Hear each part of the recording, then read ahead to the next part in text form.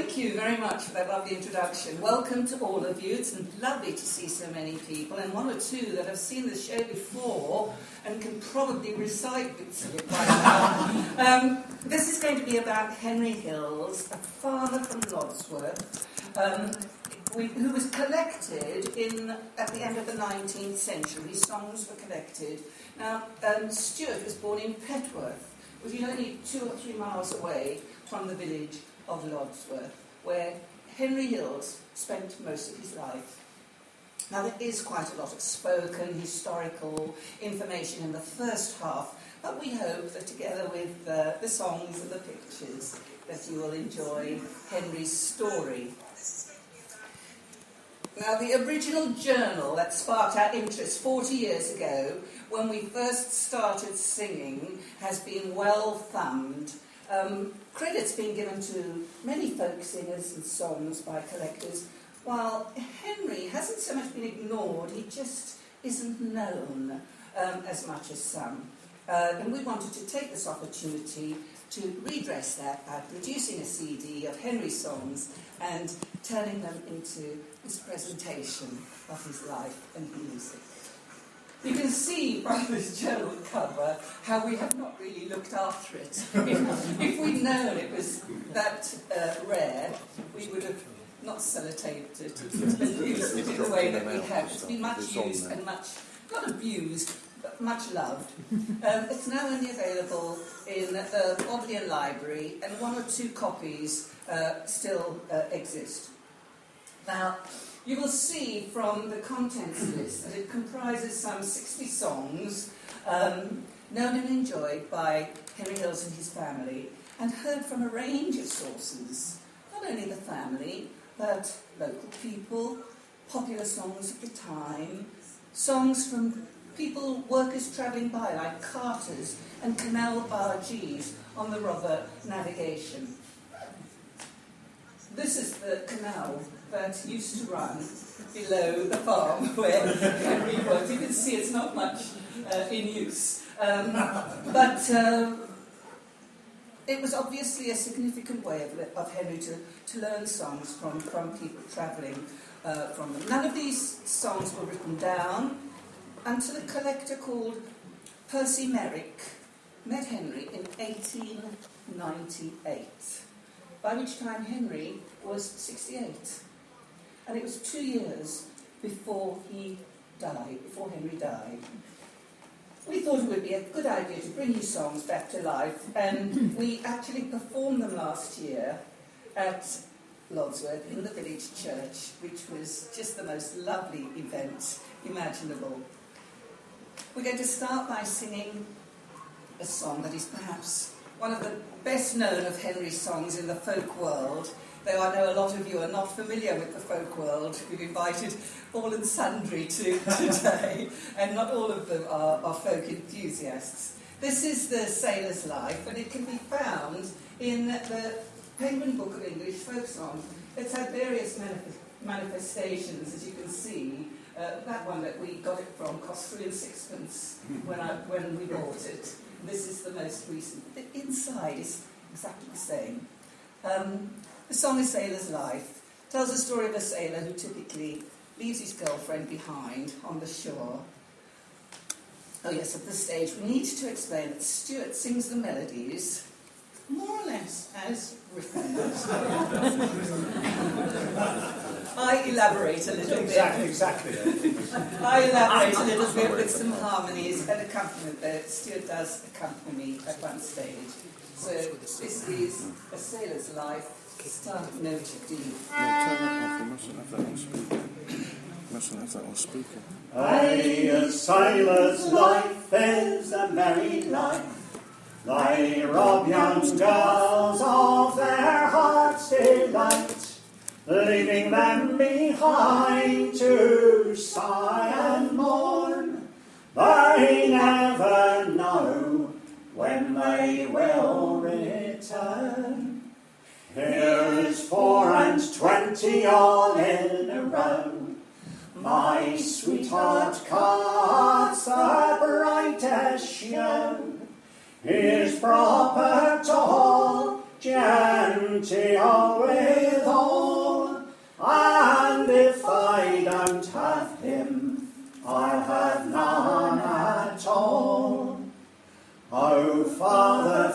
fetch me a little boat, that I may on the ocean float, and every queen ship that we pass by, I'll make enquire for my sailor boy. Well, she had not sailed long upon the deep, before a queen ship she has chanced to meet. Come you sailors all, do tell me true, does my sweet William sail among your crew? Oh no, sweet lady, he is not here, for he is drowned, we greatly fear, on yon green island as we pass by. There I lost sight of your sailor boy. Well, she's wrung her hands and she's torn her hair, much like a woman in great despair. Her little boat gainst the rocks did run. How can I live now my William's gone? Sailor's life.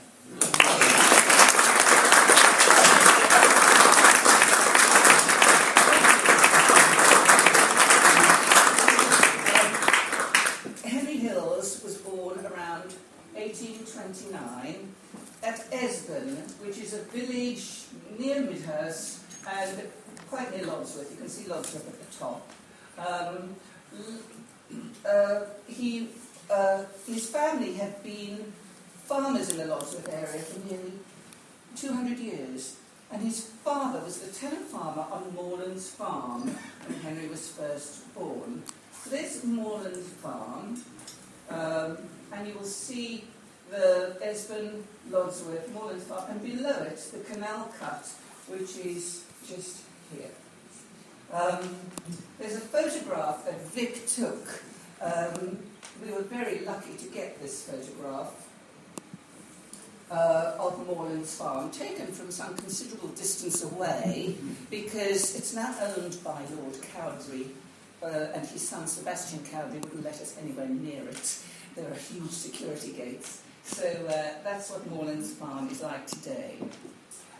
We did discover in our research an old map which shows that the area hasn't changed very much. You still have Moreland's farm and the canal cut marked on this map, which is dated 1865, and Lodsworth to the north. It looks like miles apart, but in fact it's probably only about a mile distance from Moreland's farm to Lodsworth. And you can see the road that became the A272 going through that. Henry's father, Charles, farmed at Moreland's farm for most of his life, and aged 70, he died in 1865. So he was born in 1795. This is Henry's father. Henry's father, Charles, is buried with Priscilla, his wife, in the village of Lodsworth, in St. Peter's churchyard. Would you like to come and sit here? There are spaces here.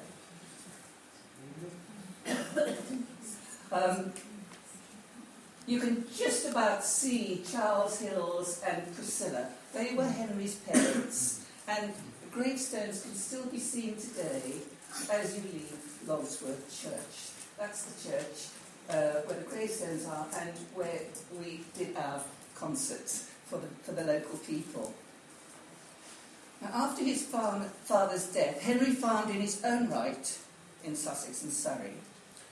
The folk song collector W. Percy Merrick met Henry in 1899 on Merrick's own farm when Henry's son was a farmer there. Henry's son was also called Henry, and our Henry Hills obviously retired there with him. Henry Hills was then 68. And until his death, aged 70 in 1901, Henry Hills worked with Merrick to note down part of his repertoire. Approximately 60 songs, though there were a few more written down later.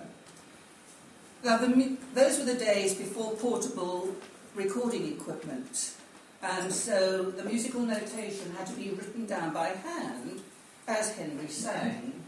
And this is the gentleman who did it, Frank Kidson, who wrote the music as Henry sang.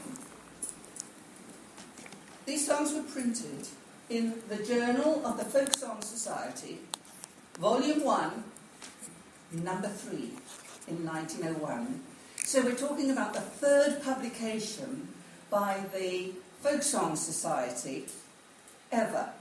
And it was produced in 1901 and devoted entirely to Henry's material, even though that says 1953. It came out originally in 1901. Now, the journal contains lots of notes on Henry, and it's recognised as a really complete history of the singing. But what is lovely is it's written very affectionately. For instance, Percy Merrick's notes in this journal have Henry saying, "People used to say to me, what a happy young man you must be, Henry. But you're always singing." Hence the title of our presentation, What a Happy Young Man. Okay, we're going to move to another song now, which is called The Mount of the Jew, or Mount of a Jew. It was collected in 1900. It's an unusual fragment, probably from a broadside of the time. It's believed to be about the Battle of Corunna, which took place on the 16th of January 1809. Some images from the song.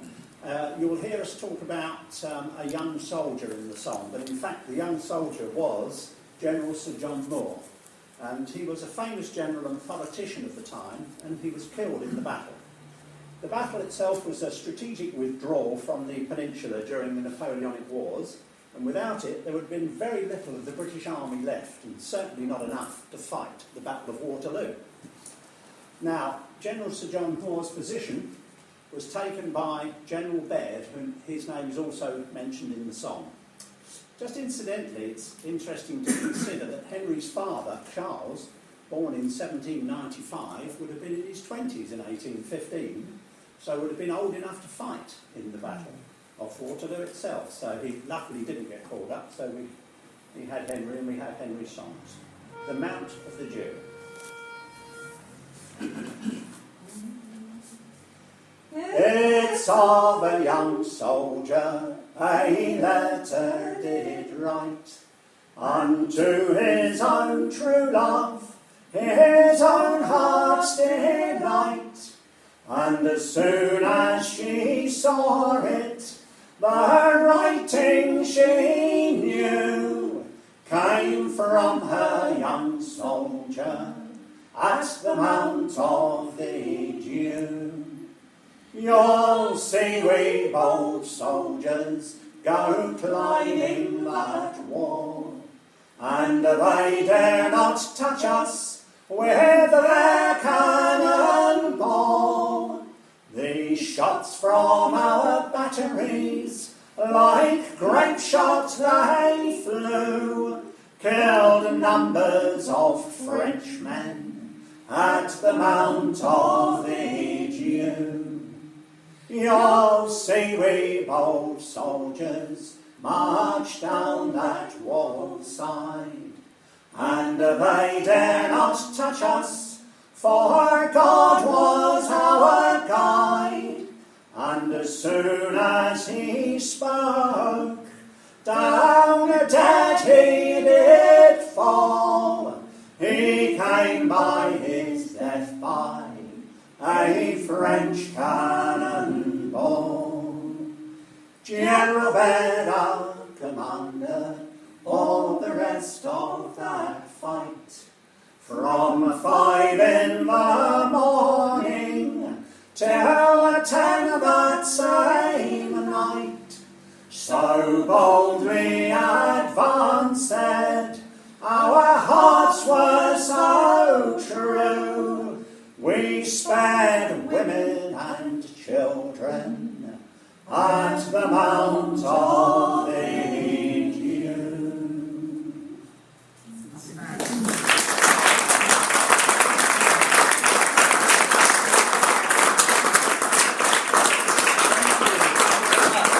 The interesting thing about this collection is that, of course, it was entirely oral. And the repertoire is a living example of pre-radio traditions of shared songs used for family and community entertainment. Many of the songs are fragmentary. After all, Henry was 68, nearly 70, when he had these recorded. And it's a pity, though we haven't added anything to them. So we do sing some fragments. Some, too, were not quite proper, as Henry himself admitted, while others weren't folk songs at all. For example, this next song, Come, Come, Pretty Maids, is a traditional survival of a dialogue in Thomas Arne's opera, Thomas and Sally, there's the man, produced in Covent Garden in 1760. And here we have Henry singing it 140 years later. Does anyone else know who Thomas Arne is famous for? David Cameron doesn't know. David Cameron doesn't know. That's the clue. David Cameron was made to look very foolish. Rule Britannia. He wrote the music for Rule Britannia. Please help us with the song. The last line is repeated as a little refrain, which you can join in with. It's very short.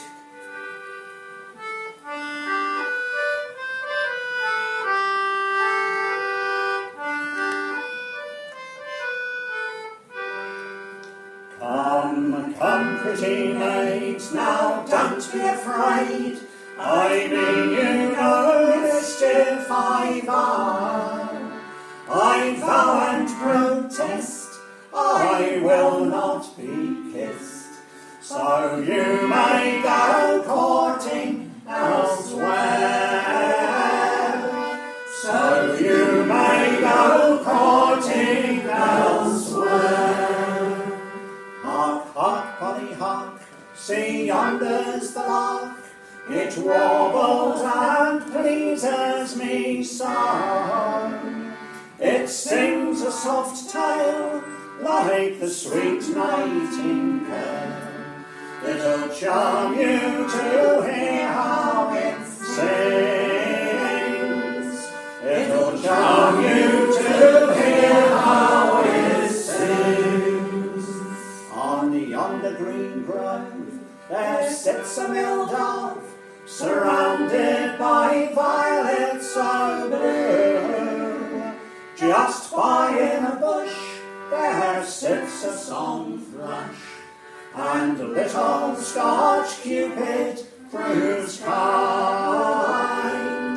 And little Scotch Cupid proves kind. Come, come, pretty maids, now don't be afraid. I mean you no mischief, I vow and protest, I will not be kissed. So you may go courting elsewhere. So you may go courting elsewhere.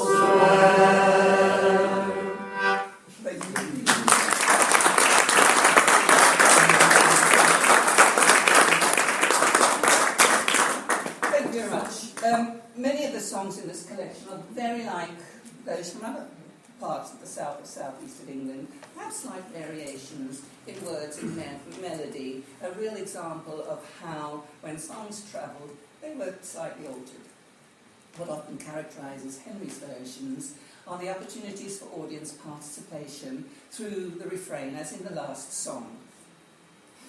Another one of Henry's songs with a refrain is The Farmer's Glory. Now, there's a very famous version of this in Rottingdean, and this is very similar. Please join in with the repeat of the last line. Start note E flat. Let me just have a sip of water. I'm going to give you a chair to put your concertina on. It shall be a concertina. Okay.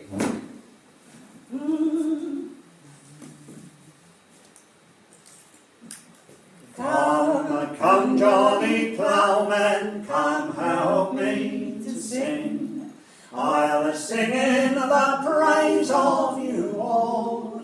For if we don't labour, how shall we get bread? I'll sing to be merry withal. I'll sing to be merry withal. We've mired and tired through mire and through clay. No comfort at all can we find. We will sit down and sing just to drive care away. Not long in this world to repine.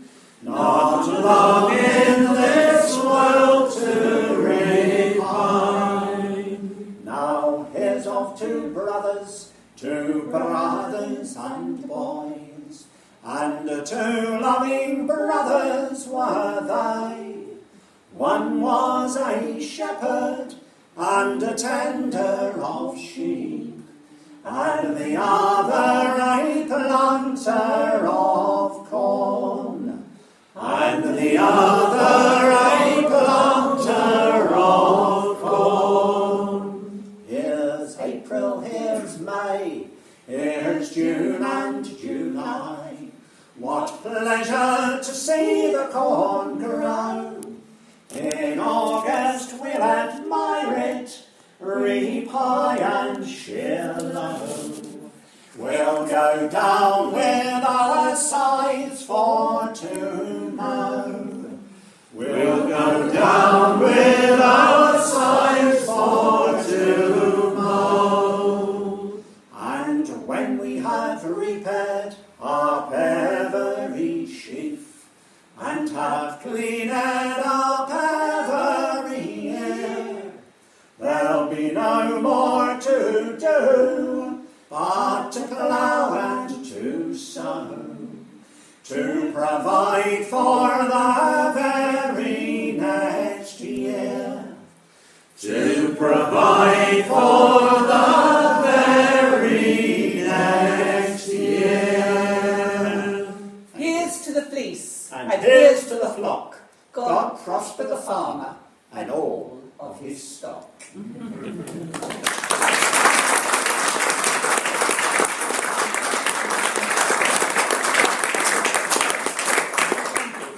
So one can easily picture the response to these songs at various community gatherings like harvest homes, tithe feasts, rent dinners, rabbit hunts, fairs, public houses, and of course family gatherings.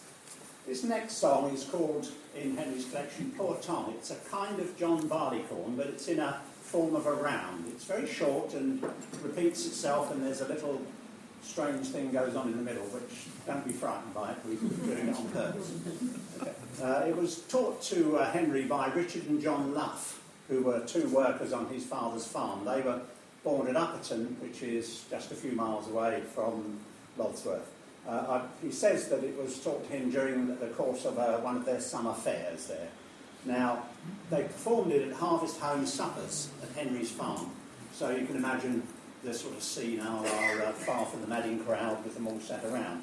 Now, the function of the song was to allow people to have a drink, and at the end of each repeat you had to then have a drink and then take over from the next person. You can imagine by the end of this, if there are more than 20 or 30, they were probably singing underneath the table rather than over the top of it. Okay, there are lots of repeats which we'd like you to join in with, if you would, please.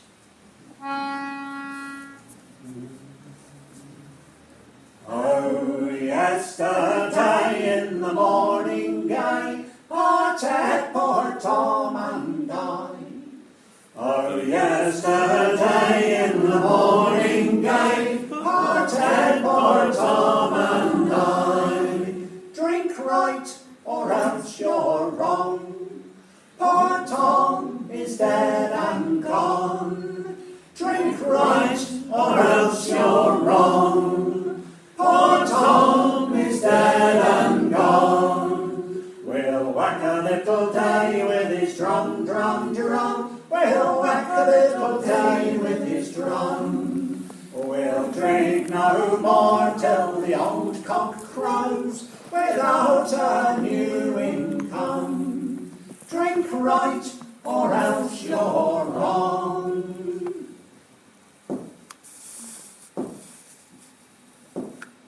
Who goes there? Poor Meg, full of sorrow and care. And what do poor Meg want? A winding sheet to wrap poor Tom in. Why, is poor Tom dead? Oh, aye. When did poor Tom die? Oh, yesterday in the morning gay parted poor Tom and I. Oh, yesterday in the morning gay parted poor Tom and I.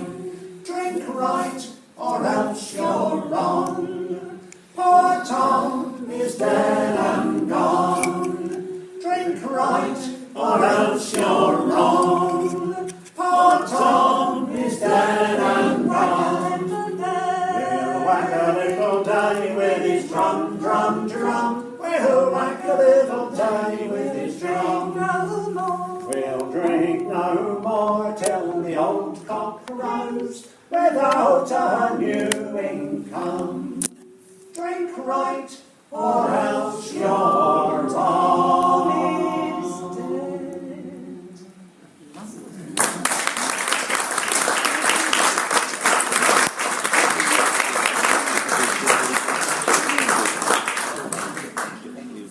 Now, we want you to participate even further. We now have a drinking song that requires a bowl, which Stuart has just here, and a mug. And we have a professional mug in the form of Vic. So, can we call Vic up to the front, please? This is a song called I've Been to France and I've Been to Dover. And we haven't gone cheap here, we've got the best organic bitter for you.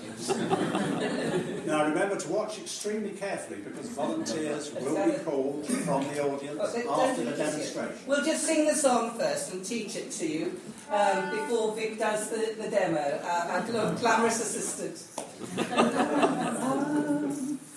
I've been to France, and I've been to Dover, I've been a-rambling all the world over, over and over. Drink up your liquor and turn the bowl over. Watch very carefully. That was a dry run. Because what Vic is going to do, we're going to call on one of you to do it. So, watch carefully. The bowl has to be upturned. The beer is in the mug. Vic has to drink the beer without touching the sides, and then throw the mug up into the air. Touching the sides with his hands. He's Touching allowed the sides. to use his mouth, which is a big concession. Yes, and then throw the mug up into the air and catch it into the bowl while we sing the song. I've been to France and I've been to Dover, I've been a-rambling all the world over and over. Drink up your liquor and turn the bowl over.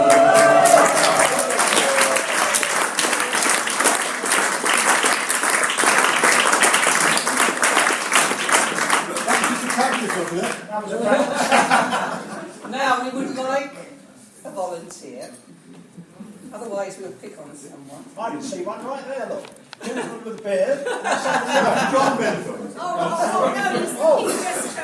Oh, sorry. Someone volunteered.